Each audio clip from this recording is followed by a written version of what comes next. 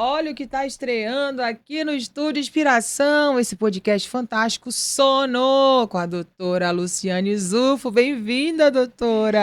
Obrigada. E aí, dá um nervosinho na estreia, dá? Muito,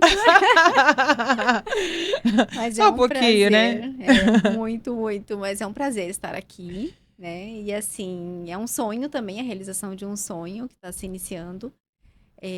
Poder gravar um podcast com o objetivo de passar conhecimento, né, para as pessoas e para a população em geral. E esse é o nosso objetivo, conhecimento sobre sono e o quanto o sono ele é importante, vital, né, para a nossa vida. Por isso que a gente escolheu esse nome aqui, Sono, para ficar bem claro que é sobre sono, sono, sono. E a gente já pode dar uma dica de vida para as pessoas? Vamos olhar ali para aquela câmera. Eu e a doutora temos uma dica para você. Vai dormir. Sim. No final, a gente vai falar juntas, né? Olha, Luciana, quero dizer que eu tô muito feliz, já estava no meu plano aqui, realmente, e você não vai nem gravar só esse podcast, quero te chamar para os inspiradores, me chamar outros Legal. tipos de gravação, porque sono, né? Quem já viu a minha história de vida foi uma das mudanças de chave da minha vida, e onde eu tenho percebido, andado por aí, eu percebo que as pessoas não se tocam para esse assunto. Aí eu queria que você já falasse aqui, primeira pergunta, por que as pessoas não despertam que o sono é o grande vilão da saúde, da energia vital? Exatamente. As pessoas não valorizam, né, o sono, na verdade, não dão importância como deveriam dar a um sono, né? Então a gente dá importância para tanta coisa, valoriza tanta coisa na nossa vida, alimentação, o nosso trabalho, mas a gente chega a não dá importância para o sono. Então assim, o sono, ele é um dos pilares para a nossa saúde, né? Então se a gente conseguir manter os três pilares, que são alimentação, atividade física e sono, a gente com certeza vai ter uma vida, vai ter um organismo saudável e uma saúde, né? Uma vida mais saudável. Aquilo que a gente chama de energia vital, aquela vontade de acordar de manhã e vou ganhar o mundo, vou trabalhar, aquele povo que amanhece cantando na sala, é isso? Exatamente. Você amanhece feliz. Então, se você amanhece todo dia estressado, mal-humorado, Cansado. cansado, comece a observar, comece a olhar para o seu sono, porque algo pode estar acontecendo e você não está percebendo, É, né? geralmente é assim. Aí eu queria te perguntar, como é que começou o seu encanto e amor pelo sono? Você é fisioterapeuta, não é isso? Como é Isso. que começou essa tua jornada de conhecimento em relação ao sono? Então, essa minha jornada, ela começou há muitos anos atrás. Eu sou fisioterapeuta, né, formada em 2004 e trabalhei no início da minha carreira, eu fui trabalhar em vários hospitais, né, sempre na terapia intensiva, ou seja, a minha primeira formação foi físio e minha primeira especialização em fisioterapia cardiorrespiratória, né. Então trabalhei muitos anos em hospitais e aí entrei também numa multinacional, na White Martins, e lá eu tive o contato com a área do sono. Então foi na White Martins que eu comecei a conhecer o sono, pois eu gerenciava uma área que era responsável pelo sono na região norte. Então, assim, na White eu comecei a ter esse acesso aos treinamentos, né, com os equipamentos, conhecer o que era o sono, o que é o mundo do sono, né. E na White Martins eu trabalhei durante 7 anos. E quando eu saí da White, assim, como eu trabalhava na White Martins, eu tinha muito contato com os pacientes que adquiriam os equipamentos para tratar o sono. Mas os pacientes em Manaus, eles somente adquiriam os equipamentos. Então, eles não tinham o acompanhamento, eles não tinham a adaptação.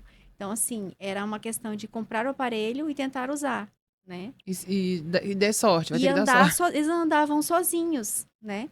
E eu, como profissional da saúde, eu ficava assim, me incomodava aquilo. Falava assim, meu Deus, esse paciente, né, ele vai comprar esse aparelho, será que ele vai adaptar? Será que ele vai permanecer fazendo uso, sabendo da necessidade dele adaptar o equipamento? E aí eles iam, né, e caminhavam sozinhos. Muitos pararam pelo caminho, né? E quando eu saí da White Martins em 2012, aí eu já tinha, quando eu saí, eu vou abrir a clínica, eu vou acompanhar, eu vou buscar essas pessoas. Porque a minha preocupação, minha vontade era cuidar desses pacientes que estavam caminhando sozinhos, muitos parando pelo caminho, pelo meio do caminho, ou seja, não estavam dando continuidade ao tratamento da apneia do sono. E aí foi o que eu fiz, né? Abri a clínica do sono em 2012, abri a Sonoar, e aí lá nós comecei a trabalhar com sono e e resgatar esses pacientes que tinham comprado equipamento durante o meu período da empresa. Muitos estão comigo até hoje, né? Eu tenho pacientes que estão comigo há mais de 15 anos e eles continuam usando o CPAP, continuam fazendo a terapia para o sono, para a apneia do sono, e continuam bem, com saúde, né? Então, assim, isso é muito gratificante, Mais né? dispostos. Até agora você falou aí dessa tua experiência, então lá nessa empresa você teve acesso aos equipamentos que ajudavam ao tratamento no caso de De apneia. apneia, exatamente. Então, na White Martins, a gente fornecia os equipamentos, né, para os pacientes, mas não tinha acompanhamento clínico, não tinha avaliação clínica dos Que não era o mapa da pacientes. empresa, a empresa Não, a vendia, né, os empresa era equipamentos, né? somente a venda, a comercialização dos aparelhos para a apneia do sono. Só que lá dentro, claro, a gente tinha treinamento com os fabricantes, então, assim, muitos treinamentos em relação ao sono, mas lá era especificamente isso, né? Nossa, então quando você começou, os pacientes falaram: Meu Deus, agora eu vou ter alguém que vai me Exato. acompanhar. É. Antigamente foi mais ou menos assim. Foi. Aí, quando eu entrei em contato com os pacientes, falou: Nossa, graças a Deus, porque eu tô tendo dificuldade aqui, eu parei, a minha máscara, sabe, não dá mais certo, né? Eu engordei, eu emagreci. Tudo isso interfere no sono. Tudo isso interfere no tratamento da apneia do sono. Por isso, o paciente precisa ser acompanhado. Então, não adianta o paciente adquirir um equipamento, por mais moderno que ele seja, o melhor equipamento do mundo, melhor máscara, mais tecnológica. Se ele não tiver um profissional do sono para acompanhar, adaptar e acompanhar esse tratamento a longo prazo, em algum momento ele vai começar a parar. Agora, o teu trabalho hoje, doutora, é focado, assim, em várias áreas de doenças do sono. Principalmente Sim, depois aí, né, que a gente teve a pandemia, surgiram outros problemas de doenças do sono, né? Por conta das doenças aí, eu acho que tanto psicossomáticas, ó, você vai me corrigindo, tá? Se eu tiver falar algum termo errado. Como as mentais, né? Eu tava aqui, sim, acho que uma cliente nossa, que é a doutora Nazaré, PhD em psicologia, ela falou muito sobre isso. sim. A gente até procurou no Google, teve um aumento de 30% nas doenças, né, mentais de todos os tipos. E isso aí desenvolve, por isso que você ouve muita gente dizendo que não dorme, não consegue dormir, entra naquele vício de remédio para dormir. Isso aí também é uma área de atuação sua, que é tão grave como uma apneia, porque tira a qualidade do sono, né? Então, o sono, então assim, depois que eu saí da empresa, eu fui buscar mais uma especialização aí em sono, né? E o sono é uma área muito nova, muito nova. Então, assim, a gente pensa que o sono é só deitar e dormir e acabou. Não, são várias áreas, né? No sono, a gente tem, de acordo com a Academia Americana do Sono, já, como é que eu posso dizer? Já Mapeadas? mapeados pela Academia Americana do Sono, tá? Mais de 50 distúrbios do sono, né? Então a gente.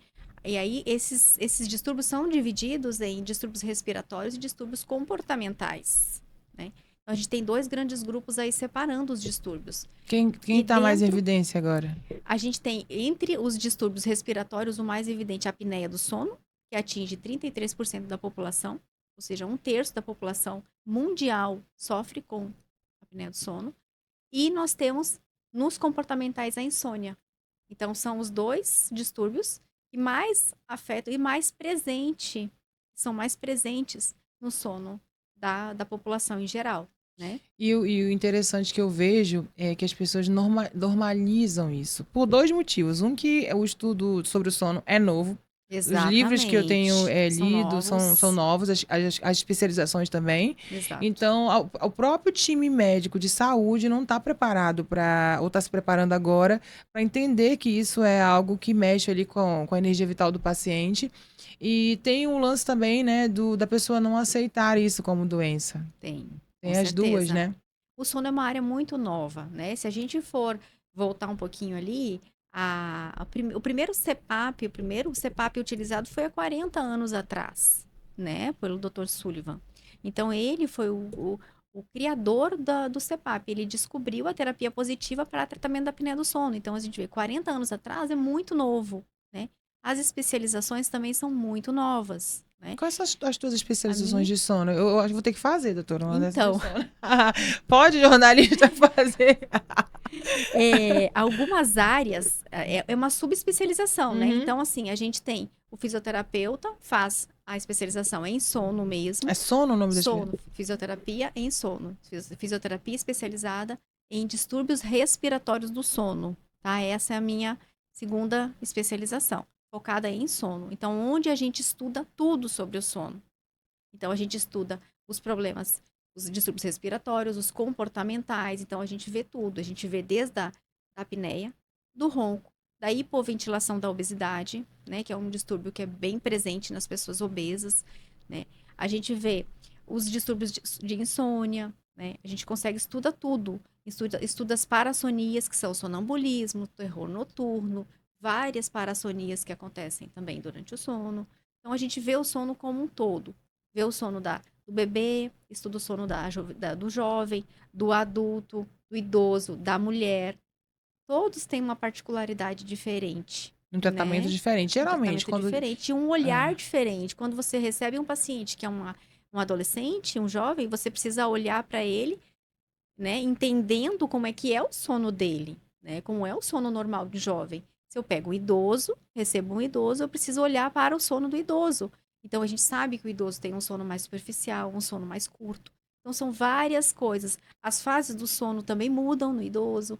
Então, são várias, assim, você precisa estudar as fases, estudar as idades. Tudo isso vai interferir no sono, E colocar o né? tratamento mais adequado O para mais a adequado. faixa etária, né? Exatamente. Por isso que não existe uma receita de bolo. Ah, eu tenho um problema para dormir. Sim, mas a gente precisa te avaliar, fazer uma boa anamnese, fazer os exames específicos para avaliar o que está acontecendo no seu sono, né? Para poder fazer um diagnóstico correto.